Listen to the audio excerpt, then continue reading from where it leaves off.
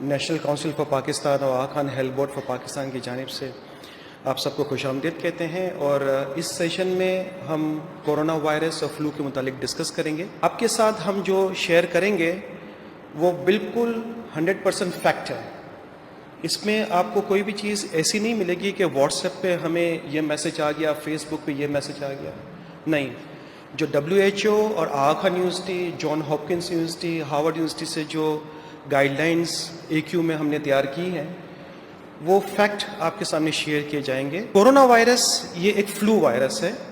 Flu क्या होता है? जैसे हम सबको होता है नज़ला, ज़ुकाम, खांसी, तो कोरोना वायरस भी एक फ्लू वायरस है। तो जिस तरह से फ्लू के अंदर हम बीमार होते हैं, कोरोना के अंदर भी बीमार होते हैं। इसीलिए हमें पता नहीं चलता कि हमको कोरोना वायरस का फ्लू लगा है या किसी और वायरस का फ्लू लगा है। ये बहुत छोटा सा वायरस है। इसको आम माइक्रोस्कोप से हम नहीं देख सकते, इसको हम इलेक्ट्रॉनिक माइक्रोस्कोप से देखते हैं। बहुत छोटा वायरस होता है, तो हमको आंखों से भी नज़र नहीं आता, माइक्रोस्कोप से भी नज़र नहीं आता, इलेक्ट्रॉनिक माइक्रोस्कोप से नज़र आता है। बहुत छोटा सा वायरस होता है। ठीक है। ये जो वायरस है, ये जो शुरू हुआ था, ये वुहान शहर में शुरू हुआ था, जो कि हुबे प्रोविंस का एक कैपिटल है चाइना के अंदर, और वहाँ से ये शुरू हुआ था। शुरू में से कहा गया कि ये जूनोटिक बीमारी है। जूनोटिक का मतलब ये होता है कि जो जरासीम जानवर से इंसान की तरफ फैलते हैं, उसको हम जूनोटिक बीमारी कहते हैं। तो शुरू में ये जूनोटिक था, जानवर से इंसान में फैला, और कहा जाता है कि ये वाइल्ड एनिमल से फैला है। वाइल्ड एनिमल में क्या आता है? जैसे सांप है, चिमगादड़, बैट्स वगैरह है, ठीक है ना। पेंगुलिन आजकल बड़ा नाम लिया जा रहा है कि साइंटिस्ट सोच रहे हैं कि शायद ये पेंगुलिन से फैला है इंसान की तरफ। तो शुरू में ये चाइना की तरफ था, जो वुहान और हुबे प्रोविंस की तरफ था, लेकिन फिर आस्ता आस्ता आस्ता आस्ता ये ईस्ट एशिया में गया, वहाँ से फिर ये ईरान की तरफ गया।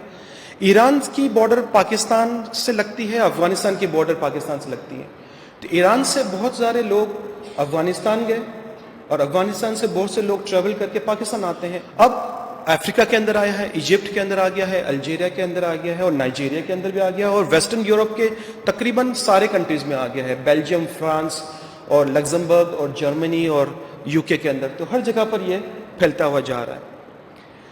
इसकी कुछ अलामत है जो हमें देखनी होगी। अलामत वही है जो फ्लू की अलामत है। जैसे मैंने कहा ना कि corona virus is a flu virus, कोई डिफरेंस नहीं है। जिसलिए नज़ला, ज़ुकाम, खांसी, मसल्स का दर्द होना, जिस्म का दर्द होना, सर दर्द होना, धड़कन तेज होना, सांस का रफ्तार का तेज होना, ठीक है ना, जोड़ों का दर्द होना, ठीक है ना, तो ये फ्लू की निशानियां हैं। ये भी फ्लू में भी यही होता है। लेकिन 3 सिम्टम्स बहुत इंपॉर्टेंट हैं जो हमें याद रखने होंगे, आपको भी याद रखने होंगे और जमात को भी बताना होगा।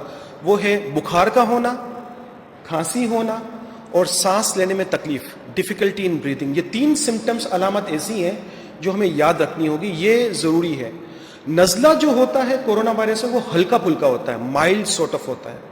लेकिन खांसी, बुखार और डिफिकल्टी इन ब्रीदिंग, सांस में तकलीफ होना, तो ये मेन 3 कार्डिनल फीचर्स है, पैरामाउंट इंपॉर्टेंट है। इसमें आमतौर पर जो डेथ होती है वो उस वक्त होती है कि अगर नमूनिया हो जाए। तो किसी को अगर कोरोना वायरस के बाद नमूनिया हो जाता है, या तो वायरल नमूनिया होता है जिसको हम प्राइमरी इन्फेक्शन कहते हैं, या सेकेंडरी इन्फेक्शन, कोई बैक्टीरिया उसके ऊपर आ जाता है, उसको हम सेकेंडरी इन्फेक्शन कहते हैं। तो उसकी वजह से डेथ हो सकती है, और या फिर किडनी फेलियर वगैरह हो तो उसकी वजह से डेथ हो सकती है। लेकिन हमें ये याद रखना होगा, अभी तक जितनी भी डेथ्स हुई है पूरे वर्ल्ड के अंदर, इवन चाइना के अंदर भी, वो सब एल्डरली पॉपुलेशन की हुई है, 60-65 से अबव की हुई है। ज्यादातर यंग की भी हुई है, लेकिन 65 से अबव के mortality rate, case fertility rate ज्यादा है। फैलता किस तरह से है ये बहुत इंपॉर्टेंट है, और हम सबको ये समझना होगा किस तरह फैलता है। ये 2 तरीकों से फैलता है। एक तो इंसान से इंसान फैलता है। सपोज करो अगर मुझे वायरस, कोरोना वायरस है या फ्लू वायरस है, मैं छींकता हूं या खांसी खाता हूं, तो मेरी जो छींक है, थूक है, जो एरोजोल्स है, ड्रॉपलेट्स है, वो सामने वाले पर्सन पे गिरते हैं। तो उस पानी का जो थोड़ा सा नुक्ता होता है, उसके अंदर वो जरासीम जिंदा रहता है, उस सामने वाले के शख्स के पास जाता है, उसकी आंखों के जरिए, नाक के जरिए और मुंह के जरिए, 3 जरिए से अंदर दाखिल होता है। चमड़ी के जरिए ये वायरस अंदर दाखिल नहीं होता, ठीक है ना। आंख के जरिए, नाक के जरिए और मुंह के जरिए, 3 के जरिए ये एंटर होता है। और फिर जब एंटर होता है तो 14 दिन के बाद, 1 से 14 दिन के अंदर, कभी 2-3 दिन के अंदर और कभी 14 दिन के अंदर, इसको हम इंक्यूबेशन पीरियड कहते हैं। तो जब जरासीम अंदर आता है उसके बाद 1-2 दिन के बाद भी या फिर 14 दिन के बाद भी हमको इन्फेक्शन कर सकता है, नज़ला, जुकाम, खांसी, सर दर्द का होना और बुखार का होना, और ये सब अलामत आ सकती है। नॉन लिविंग थिंग से भी ये फैलता है। मीन्स मैंने अगर छींक खाया और इस टेबल के ऊपर अगर छींटे आ गए और कोई और शख्स आया, उसने इसको हाथ लगाया और वो हाथ अपने आँख पे, नाक पे या मुंह पे ले आता है, तो वो वायरस वहाँ से फैलेगा। Who gets affected? किसको हो सकता है? जैसे मैंने कहा कि किसी भी एज में हो सकता है, 1 साल के बच्चे को भी हो सकता है, 80 साल के हमारे बुजुर्ग को भी हो सकता है, लेकिन अमवात जो ज़्यादा हो रही है चाइना के अंदर भी और बाहर भी, वो 60-65 से अबव हो रही है, 70 से अबव जिनकी है उनको ज़्यादा हो रही है। क्यों हो रही है? उनमें कुव्वत मुदाफ़ियत कम है। बड़ी उम्र के अंदर 80 के बाद इम्यून सिस्टम, डिफेंस सिस्टम, हमारा कुव्वत मुदाफ़ियत वो बहुत कमज़ोर हो जाता है। तो उसमें ये होता है कि जरासीम आसानी से हमारी बॉडी में आता है, वायरस भी आ जाता है, उसके बाद बैक्टीरिया भी आ जाता है और हमको नुकसान पहुंचाता है। जिन लोगों को डायबिटीज़ है, जिन लोगों को दिल की बीमारी है, जिनको फेफड़ों की बीमारी है, जो लोग स्मोकिंग करते हैं, उनको इन्फेक्शन के चांसेस ज़्यादा हैं, उनको ज़्यादा है। जिन लोगों ने ट्रैवल किया है, लेट्स से कि साउथ कोरिया से या इटली से या चाइना से या ट्रैवल किया है, हांगकांग से ट्रैवल किया है पाकिस्तान के अंदर, और उनको बुखार हो गया है, तो उनके ज़रिए किसी और को भी फैल सकता है, राइट। तो विद इन 14 डेज, ये याद रखिएगा, इंक्यूबेशन पीरियड 14 डेज का भी है, ठीक।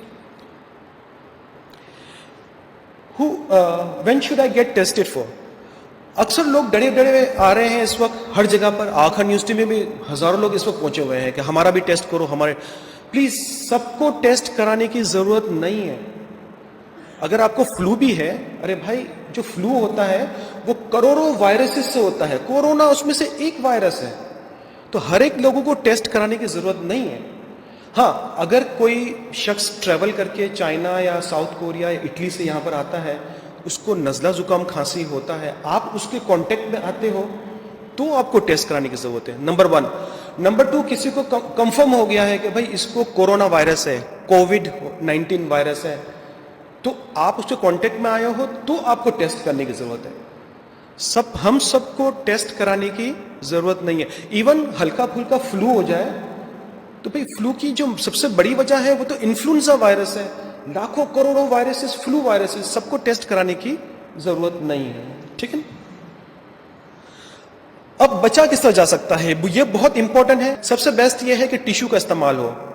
टिश्यू का इस्तेमाल करके नाक साफ करके उसको फेंक देने का है, दोबारा यूज नहीं करने का, क्योंकि मैंने कहा था ना कि पानी के कतरे और ड्रॉपलेट्स में भी वायरस जिंदा रहता है, तो टिश्यू के अंदर भी वायरस जिंदा रहता है।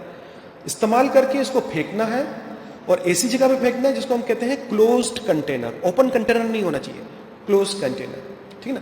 अब बहुत से लोग कहेंगे भाई टिश्यू तो नहीं है हमारे पास, बहुत से लोग गांव में रहते हैं या दूर दराज इलाकों में रहते हैं, तो उनको हम कह रहे हैं कि कपड़े के छोटे छोटे टुकड़े बना लें, स्मॉल पीसेस ऑफ क्लॉथ, नाक और साफ करके वो फेंक दें, ठीक ना। वो कहते हैं भाई ये भी बहुत महंगा पड़ रहा है, तो हम कहते हैं भाई आप यूं करो कि रुमाल इस्तेमाल करो, लेकिन उसको जल्दी जल्दी फेंक दिया करो। रुमाल बहुत खतरनाक चीज है, बी केयरफुल। सेम रुमाल नहीं यूज होना चाहिए, वही रुमाल के अंदर जरासीम जिंदा रहेगा। जब तक उसके अंदर पानी, नजला चिपका रहेगा, वायरस जिंदा रहेगा। और अगर आपको ठीक भी हो गया तो वो वायरस दोबारा भी आपको तंग कर सकता है, क्योंकि रुमाल के अंदर वायरस जिंदा रहता है, टिश्यू के अंदर वायरस जिंदा रहता है, टेबल के ऊपर वायरस जिंदा रहता है, तो हमें केयरफुल रहना पड़ेगा, ठीक है। खांसी का बहुत इंपॉर्टेंट है, इसको हम कहते हैं cough in the elbow. Cough in the elbow का मतलब है कि आप कोहनी लें और उसको खांसी खाएं, ठीक है ना। इसको हम कहते हैं कोहनी के अंदर खांसी खाना, कफ इन द एल्बो। अब आप कहोगे इसकी रीजन क्या है? इसकी रीजन बहुत सिंपल।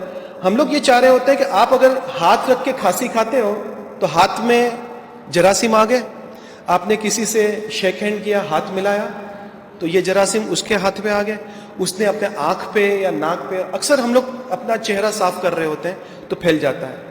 तो ये सिर्फ कोरोना के लिए नहीं है, प्लीज ये आपकी आदत बना लें।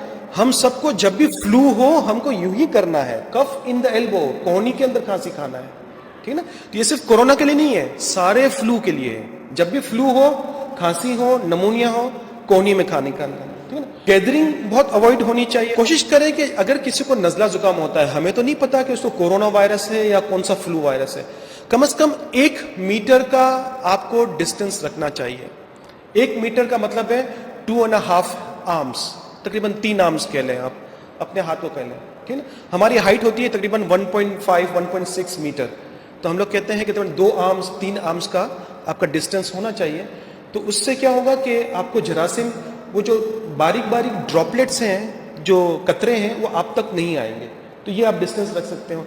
अगर घर में किसी फैमिली मेंबर को हो तो उसको आप कोशिश करें कि उससे डिस्टेंस रखें, थोड़ा सा फासला रखें ताकि आपको ना हो जाए, ठीक है ना। जिसको नज़ला जुकाम है, भले कोरोना है या कोई भी फ्लू वायरस है, हम उनसे गुजारिश करते हैं, जमात से भी गुजारिश करते हैं, वो खुद एक मास्क पहन लें। सिंपल से सर्जिकल मास्क आता है, कोई वो बड़ी चीज़ नहीं है। सिंपल वाला मास्क जो सर्जिकल मास्क होता है, जिसको नज़ला जुकाम हो वो पहन लें ताकि आसपास लोगों को ये बीमारी ना लग जाए।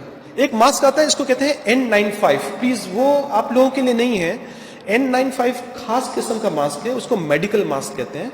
वो डॉक्टर नर्सेस, खास बीमारी होती है, आईसीयू में जा रहे होते हैं, उनको पहनने का है। आम लोगों को इतनी कोई ज़रूरत नहीं है, ठीक है ना। आपके लिए क्या ज़रूरी है, बहुत इंपॉर्टेंट है कि फैक्ट्स को स्प्रेड करें, प्लीज़ गलत चीज़ों को स्प्रेड ना करें, ठीक है ना। कल मेरे पास एक वो आया, व्हाट्सएप आया, उसमें लिखा हुआ था कि आप रोज के 12 गिलास सुबह नाश्ते से पहले पिए, आपको कोरोना वायरस नहीं होगा। तो ये किस तरह पॉसिबल है, यानी पानी में नहीं पॉसिबल है ना। तो यानी आप भी समझते हो, लॉजिकल थिंकिंग है। और कोई 12 गिलास नाश्ते से पहले पी के दिखा दे, मैं मान जाऊं। तो प्लीज खामा-खाम खौफ पैदा ना करें ताकि लोग डर ना जाएं, ठीक है ना।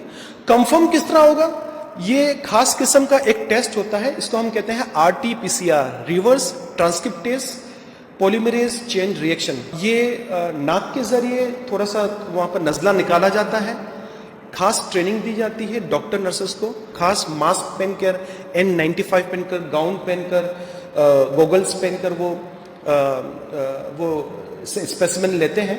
तो उसका खास तरीकाकार होता है। इसका रिजल्ट आमतौर पर 1 से 2 दिन में आ जाता है। Where can I get more information?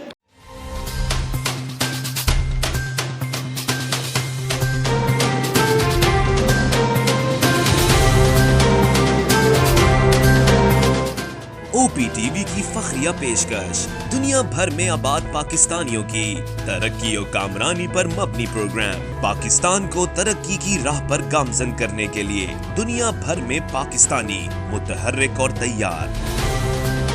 दुनिया भर के मुल्कों में पाकिस्तानी का उनकी तरक्की में हिस्सा देखिए। बैनुल अक़वामी मंजर में पाकिस्तानियों का समाजी, सियासी, तिजारती और मजहबी उमूर में भरपूर किरदार।